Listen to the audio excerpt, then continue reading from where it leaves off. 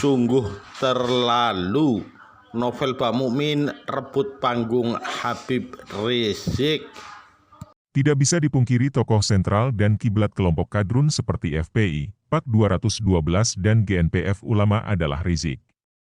Recommended by. Artinya, apa yang diperintahkan oleh ex-teman dekat Firza Husein itu mereka lakukan. Disuruh mendukung Prabowo, kadrun mendukung ketua umum Partai Gerindra tersebut. Dan Rizik suruh demo, tanpa mikir panjang mereka pun demo. Walau terkadang isu yang diangkat gak paham dan ada yang tidak kebagian jatah nasi bungkus. Nah sekarang, bisa dibilang kelompok kadrun ini tidak sepowerful dulu lagi. Karena sosok yang mempersatukan mereka, Rizik lagi mendekam di penjara. Lihat saja sekarang, mereka demo pun pesertanya hanya sedikit. Itu pun masih takut sama water cannon Brimob. Beda dengan saat Rizik jadi korlap mendemo Ahok dulu. Yang hadir ratusan ribu. Bahkan beberapa politisi ikut nimbrung di sana. Seperti Hidayat Nur Wahid dan Fahira Idris. Ini juga yang menunjukkan bahwa mantan Bang Thoyib yang pernah kabur ke Arab Saudi itu cukup diperhitungkan pengaruhnya. Tapi ibarat kata, kesombongan hanya akan membawa pada kehancuran. Pasca tiba di tanah air, setelah dideportasi oleh kerajaan Arab Saudi, Rizik masih disambut oleh banyak orang di Bandara Soekarno-Hatta. Padahal sebelumnya ia tersandung kasus chat porno.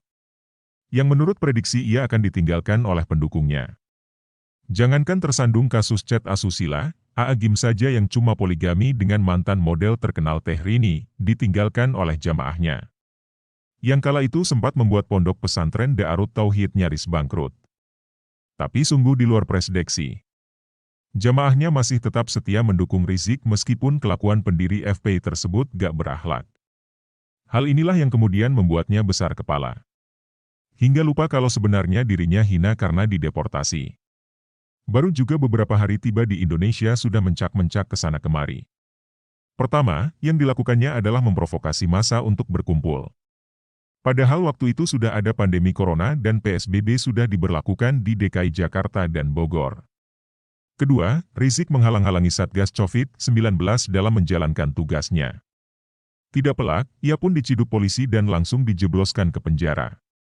Begitupun dengan baliho-baliho yang ada gambar wajahnya yang mengotori keindahan DKI Jakarta. Diturunkan oleh TNI. Pertanyaannya, kenapa TNI yang mesti turun tangan? Karena kalau nunggu Satpol PP DKI yang menertibkan baliho yang tidak berizin tersebut, sampai kiamat pun tidak akan ditertib-tertibkan. FPI itu garda terdepan pendukung Anies Ferguson. Jadi, kalau Satpol PP menurunkan baliho Rizik, siap-siap saja Kasatpol PP-nya yang diganti. Dan seiring berjalannya waktu, Rizik pun divonis 4 tahun penjara. Segala upaya yang ia tempuh untuk bebas dari jerat hukum ditolak oleh majelis hakim. Yang hal ini semakin menguatkan kalau dia memang bersalah. Bukan dikriminalisasi. 4 tahun itu bukan waktu yang singkat. Akibatnya, FPI juga kehilangan sosok pemersatu dalam waktu yang lama. Dan si Rizik tentunya juga akan kehilangan panggung. Karena bagaimana mau dapat panggung kalau dirinya saja di penjara? Nah, kekosongan panggung kadrun inilah coba dimanfaatkan oleh Novel Bamukmin. Pertanyaannya, dengan cara apa? Menjadikan dirinya sebagai pusat perhatian. Tanpa tahu arti elektabilitas itu apa dan mungkin juga gak hafal Pancasila, Novel mengatakan siap maju di Pilpres 2024 mendatang menjadi cawapres Anies.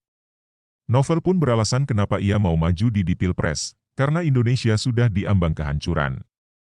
Jadi seolah-olah dirinya dan Anies akan menjadi satrio piningit ke depannya. Nah, meskipun pernyataan Novel mau jadi wapres itu terkesan bercanda dan lucu, tapi hasilnya, sekarang ia viral loh. Tidak sedikit media mainstream yang memberitakannya tersebut, seperti Detik.com, JPNN.com, Tribunnews.com. Hingga media punya Haritanu-Sindonews.com. Begitupun dengan warga dunia maya, tidak sedikit yang membicarakannya. Bahkan secara terang-terangan mendukung Novel. Sangat layak.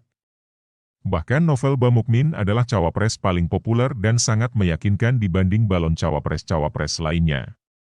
Pak Anies harus mengambilnya atau akan menyesal seumur hidup, cuit pemilik akun Twitter @lebaran76. Sekarang, berhubung Rizik lagi di penjara, tidak ada satupun orang yang merekomendasikannya sebagai capres lagi. Beda dengan novel yang setidaknya sudah mendapat dukungan dari masa 212 dan netizen. Dan jangan lupa, di bulan Agustus ini nama novel lebih banyak loh dibicarakan netizen daripada Rizik. Di samping ada novel Baswedan yang ngemis minta diangkat jadi PNS meskipun tidak lolos TWK. Ditambah dengan tingkat pedenya yang sudah melebihi ambang batas. Hal inilah yang akan membuatnya, novel Ba Mukmin, secara perlahan tapi pasti menggeser popularitas Rizik. Terakhir, kalau ada pertanyaan siapa yang akan menjadi the next imam besar FPI selanjutnya, maka si novel inilah jawabannya.